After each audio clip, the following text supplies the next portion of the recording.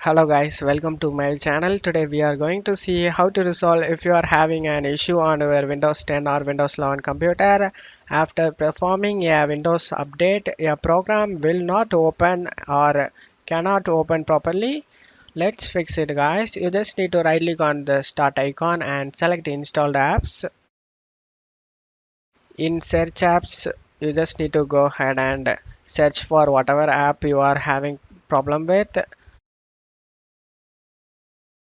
Once you located it, you just need to click on this three dot icon over here and select advanced option.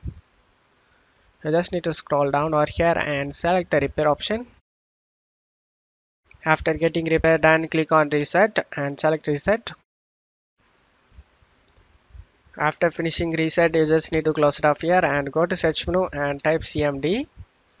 You just need to right click on the command prompt and select run as administrator and select yes.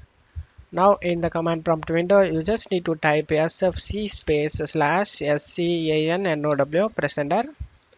This is file checking utility scan guys. This will help you to fix corrupted files in your computer. This verification need to get 100%, so kindly please wait until this done. After finishing this, go ahead and restart your PC. After restarting your PC, hopefully your issue has been resolved guys. That's it for today's video guys. Give me a like and subscribe. Thank you.